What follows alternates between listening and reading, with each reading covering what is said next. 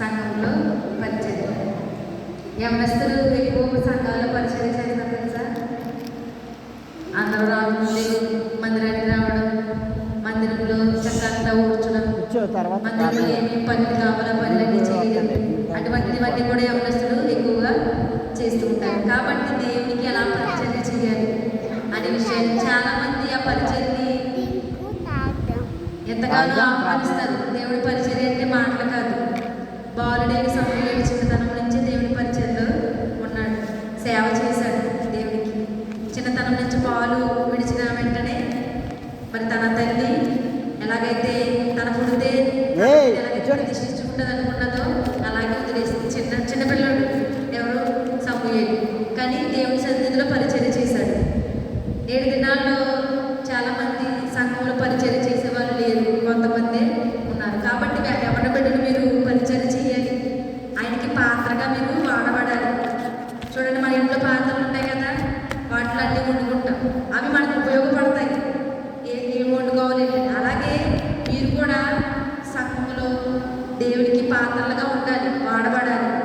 చాలా మనం మందిరంలో ఏమైనా జరిగినా ఏమైనా చేసినా కూడా చాలామంది అనౌన్స్ చేసినా కూడా రాలేదు. యవనస్తులు రండి, చక్కగా పనులు చేద్దాము, యవనస్తులు రండి అని అనౌన్స్ చేసినా కూడా యవన బిడ్డలు ఎవరు కూడా రావడం లేదు. ఆ పరిచర్యను మనము దేవుడి పరిచర్యను మనం తీసుకోవాలి, ఆయన పరిచర్య చేయాలి. అది ఏదైనా కూడా, ఎంత కష్టమైనా కూడా. మనం ఆదర్శంగా బాబాయ్ చూసుకుంటే ఎంత పరిచర్య చేస్తాడు కదా. నేను మొన్న కూడా అదే చెప్తున్నాను మీకు. ఎదుటివారు అందంగా ఉన్నారని, ఎదుటివారు మనకంటే బాగున్నారని, ఎదుటివారు మనకంటే ఎక్కువ చదువుతున్నారని, ఎదుటివారు మనకంటే గొప్పగా ఉన్నారని మనం కూడా అలా ఉండాలని అనుకుంటాం కదా. మరి ఎదుటివారు దేవుడి పనిలో ముందుకు వెళ్తున్నా, ఎదుటివారు దేవుడి పని చేస్తున్నా మనకి ఎందుకు అంత ఆసక్తి కలుగుతుంది? ఎదుటివారిని చూసి మనం అన్నీ నేర్చుకుంటాం కదా. మరి దేవుడి పని విషయంలో కూడా ఎదుటివారిని చూసి మనం నేర్చుకునే వారుగా ఉండాలి. బైబిల్ గ్రంథంలో పాత నిబంధనలో చాలా మంది చిన్నతనం నుంచి దేవుని పరిచయం చేసిన వాళ్ళు ఉన్నారు. ఆ యొక్క రాజ్యాలు వెళ్ళే వాళ్ళు కూడా చాలామంది ఉన్నారు. తెలుసా మీకు? చిన్నతనంలోనే చాలామంది ఉన్నారు. చూడండి, నేను ఒక జ్ఞాపకం చేస్తాను మీకు. దినవృత్తాంతం 2వ గ్రంథము 24వ అధ్యాయం మొదటి చూసుకుంటే చూడండి. యోవాషు ఎలా ఆరంభించినప్పుడు 7 సంవత్సరము గల ఈడు గలవాడే యెరూషలేములో 40 ఏళ్ళు ఏలెను. ఎన్ని సంవత్సరాలు అతను? 7 సంవత్సరాలు. 7 సంవత్సరాలు. అంటే 7 సంవత్సరాలు అంటే మీకంటే చిన్నోడే పెద్దోడే? చిన్నోడే. అప్పటి నుంచే ఆ యొక్క దేశాన్ని ఏలన ఆరంభించాడంట. ఎవరు? యోవాషు. చిన్నవాడే కదా. మరి దేవుడి పని చేశాడా? చేశాడు. ఎలా చేశాడంటే ఆ యొక్క దేశంలో మరి దేవుడికి వ్యతిరేకంగా ఉన్న విగ్రహాలన్నింటినీ కూడా తను పడేసేయాలని, దేవుడికి విరోధంగా ఉన్న వాటన్నిటిని కూడా కూల్చేయాలని తనలో ఒక తాత్పర్యం కలిగింది దేవుడి విషయంలో. అలా ఎవడే కదా, చిన్నబిడ్డే కదా. మరి అతనికి అంటున్నప్పుడు మరి మనం కూడా దేవుడి విషయంలో ముందుకు కొనసాగే వారంగా ఉండాలి కదా. ఇంకొక అతను చూపిస్తాను చూడండి. 34 అదే దినవృత్తాంతం గ్రంథము 34. యోషియా ఏలన ఆరంభించినప్పుడు 8 ఏళ్ల వాడే యెరూషలేములో 11 సంవత్సరములు ఏలెను. ఎన్నో సంవత్సరంలో ఏలన ఆరంభించాడు అతను?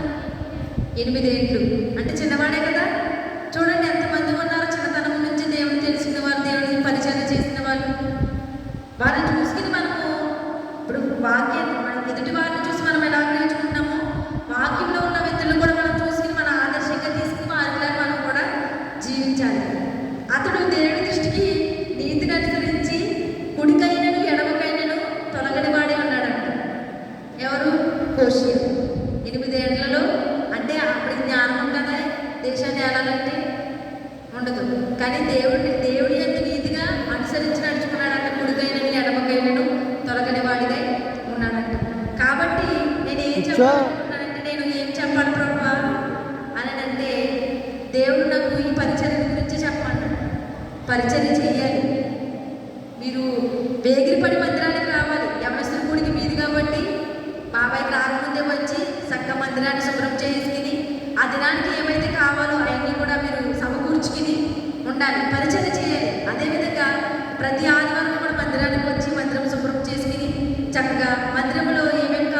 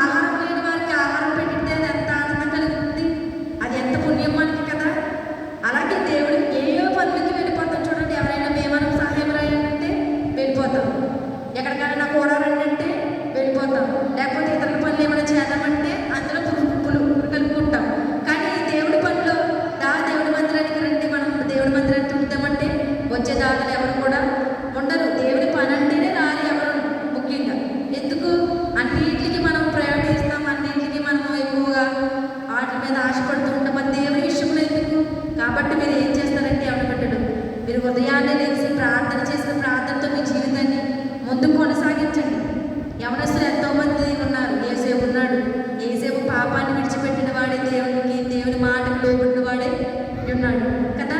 ఎస్తేరు ఉంది, తన ప్రజలు ఆ యొక్క మరి మరణం వారికి ముందుగా ఉన్నప్పుడు ఆ యూదులని రక్షించుకుంది ప్రార్థన ద్వారా కదా.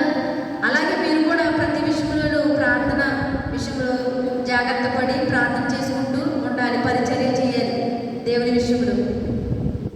అందుకనే చక్కగా ఉండదు నీ పరిచర్యను తుదముట్టించుటేనా నియమమాయెనే, నీ సన్నిధిలో నీ పొందుకోని నీ స్నేహితుడానే ఆమనాధన్యత ఓ నా భాగ్యమో, ఏమని వివరింతును, ఏమని వివరింతును. అది మనకు ధన్యత అయిన పరిచర్య చేయడం చాలా మందికి ఉండదు అది. కానీ దేవుడి దినాన పరిచర్య చేయమని మనతో మాట్లాడుతున్నాడు కాబట్టి మందిరానికి రండి, దేవుడి పరిచర్య చేయండి, దేవుడు చక్కగా దీవిస్తాడు. బయట విషయాలు ఏం చేసినా మనకు అంత ఆశీర్వాదం కలదు, కానీ మందిర విషయంలో చేస్తే చాలా ఆశీర్వాదం మనము పొందుకుంటాము. యవన బిడ్డలు మీరు రోజులు బాగాలేదు, మీరు జాగ్రత్తగా ఉండాలి. ఫోను దగ్గర పెట్టుకుని నైట్లు దుప్పట ముసుగు వేసుకుని చాటింగ్ చేస్తే మనకి ఏమైనా వస్తుందా? ఆ దుప్పటే అది ఎలీషా గారికి దొరికిన దుప్పటైతే కాదు కదా, పాపమనే దుప్పటి. అది ఎలీషా గారికి దొరికింది కదా దుప్పటి, ఎలియా గారిది. అది అది పరిశుద్ధమైనది, ఇది దుప్పటే పాపమైనది. అటువంటి పనులు చేయకూడదు మనం యవనస్తులు. చాలామంది అనుకుంటారు వాళ్ళు చేయలేదేంటి మాకు చెప్తారు అని అంటారు కానీ మాకు చెప్పినప్పుడు మేము వినలేదు. కానీ దేవుడి దినాన్ని చెప్పడానికి మమ్మల్ని నిలబెట్టాడు. కాబట్టి మీరు గ్రహించుకోండి, దేవుడి పరిచయం చేయండి, దేవుడి మందిరానికి రండి. వచ్చిన మీరు దేవుడి మందిరంలో ఎలా ఉండాలో దేవుడు చెప్పాడు కదా, మీరు ప్రవర్తన సరి చూసుకోమని. కాబట్టి ప్రవర్తన సరి చూసుకోండి. యవన కాలంలో ఆయన కాడిపోయింటే ఎలాగనేది తెలుసుకుంటే దేవుడు ఖచ్చితంగా మీకు బయటపడతాడు. ఆయన కాడి ఎలా పోయాడు, ఆయన ఎలాగ జీవించాలి. ఏదో మొన్న ఏం మాట్లాడుకున్నాం మనం రక్షించబడాలంటే ఏం తీసుకోవాలి? బాప్తిస్ము తీసుకోవాలి. బాప్తిస్ము తీసుకుంటే నువ్వు రక్షించబడతావు, లేకపోతే శిక్ష నీకు కలుగుతుందని మాట్లాడుకున్నాం కదా. విన్న వాక్యాన్ని మనం వెంటనే మర్చిపోకూడదు. కాబట్టి దేవుడు దినాన్ని అంటున్నాడు పరిచర్య చేయండి అనండి. కాబట్టి దేవుని పరిచర్య చేస్తారా మీరు? పరిచర్య ఎంతోమంది వివాహం చేసుకోకుండా దేవుని పరిచర్యలో ఉన్నవారు అనేక మంది. వివాహం చేసుకోక కాదు, దేవునికి పరిచర్యకు లోబడిపోయారు కాబట్టి ఆయన పరిచర్యలో ఆనందము పొందుకున్నారు కాబట్టి పరిచర్యల వారికి అలాగా ఉండిపోయింది. చాలా మంది ఉన్నారు, హోసన్నా మినిస్ట్రీస్లో చాలా మంది ఉన్నారు, మేము చూసాము. ఇక్కడికి వస్తారు కదా, చూసాము. అలా అనుభవం చెప్తుంటే అది ఒక ధన్యతలాగా మాకు అనిపించింది. కాబట్టి మీరు పరిచర్య చేయండి, దేవుని మందిరానికి రండి. దేవుని మందిరంలో ఏమేమి పనులు ఉంటాయో పనులన్నీ కూడా మీరు తెలుసుకోండి, తెలుసుకుని చేయండి. చేస్తారా? చేయండి. దేవుడి దినాన్ని మనతో అంటున్నాడు కదా, చిన్నతనం నుంచి ఎంతో మంది సేవలు చేసిన వారు అనేక మందిని నేను మీకు చూపించాను కదా. కాబట్టి అలా మీరు ఉంటారని నేను నమ్ముతున్నాను. ఈ పరిచర్య గురించి ప్రార్థన చేయండి. ఎవరి బిడ్డలందరూ కూడా రావడానికి, మరి చక్కని వర్తమానాలు వినడానికి, వారి ఎదిగి చక్కగా ఇలా నిలబడి వాక్యాన్ని చెప్పడానికి మీరు అందరూ కూడా ప్రార్థన చేయండి. ఏది జరిగినా ప్రార్థన వల్ల జరుగుతుందని మాత్రం గుర్తుపెట్టుకోండి. ప్రార్థన చేయండి. మోకాళ్ళ అనుభవము మీకు కావాలి. మన మనుషులు మోకాళ్ళు వేసి ప్రార్థన చేయమంటే చేయరు, కానీ ఎలియాజరు మోకాళ్ళు వేసి ప్రార్థన చేస్తే కదా ఒంటెలు కూడా ఎలియాజరు మోకరించి ప్రార్థన చేస్తే కాబట్టి ఎలియాజరు ప్రార్థన చేయమంటే ఒంటెలు కూడా మోకరిస్తాయి. తెలుసా? అవి మనం వాటికి తెలుసా? వాటికి మనం చెప్పిన మాటలు వినపడతాయా? మనుషుల మాటలు జంతువులు వినపడతాయా? కొన్ని వీటికి వినపడతాయి కానీ కొన్ని వీటికి వినపడవు. కానీ ఎలియాజరు మోకాలు ప్రార్థన చేయడం బట్టి తన దగ్గర ఉన్న అవి కూడా మోకాలు ప్రార్థన చేసేది. కాబట్టి మనుషులు మనం ఎంతటి వారు, మనం కూడా మోకాలు వేసి ప్రార్థన చేయాలి కదా. మోకాళ్ళ అనుభవం మనకు ఉండాలి కదా. మోకాలు వేసి ప్రార్థన చేయండి. మీ పరిచయం గురించి మీరే ప్రార్థన చేయండి. ప్రభువా నేను వచ్చాను కదా, ఇతరులు కూడా మందిరానికి నడిపించండి. చాలామంది ప్రార్థనకి ఏమి అంటే తెలియని వారు అనుకుంటారు ప్రార్థన వల్ల ఏమి కాదు, కానీ ప్రార్థన శక్తి కలిగింది. ప్రార్థన కంటే అసాధ్యమైనది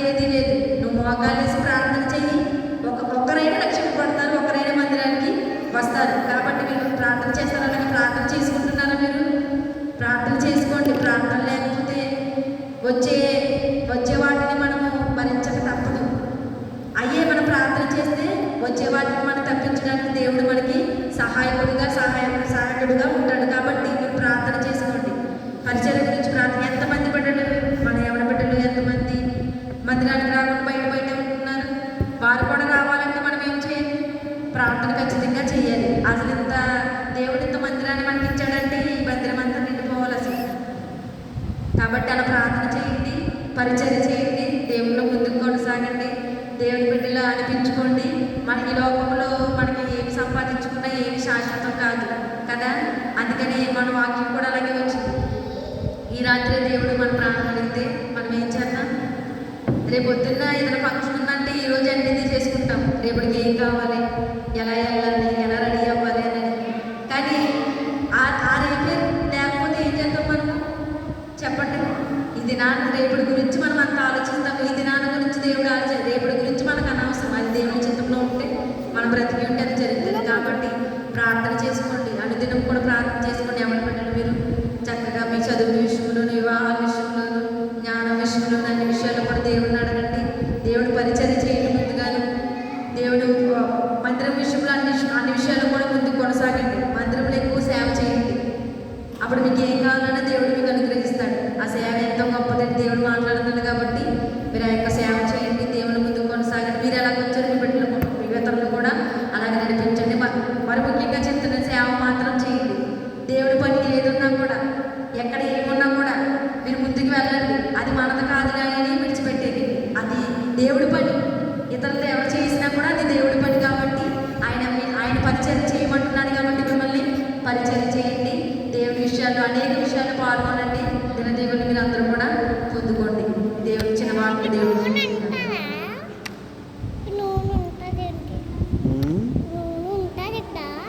నూనె నేను తెచ్చుకున్నాను. ఉంటుంది, నేను తెచ్చుకున్నాను. ఇక్కడ ఉంటుందేంటి?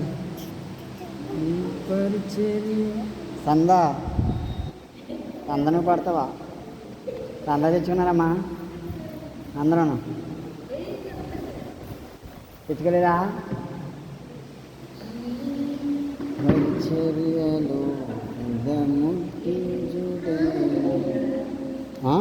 ఆవిడ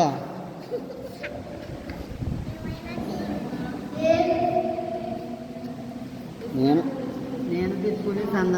ఇది మా అందరికి ఇది సంద. పడుతున్నావయ్యా? ఇదిగో మన అందరికి ఇదే అన్నా. లేదు మరి నేను తెచ్చుకోలేదు.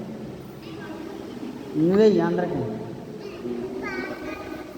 ఏరా అలా తిరుగుతున్నారా మీరా?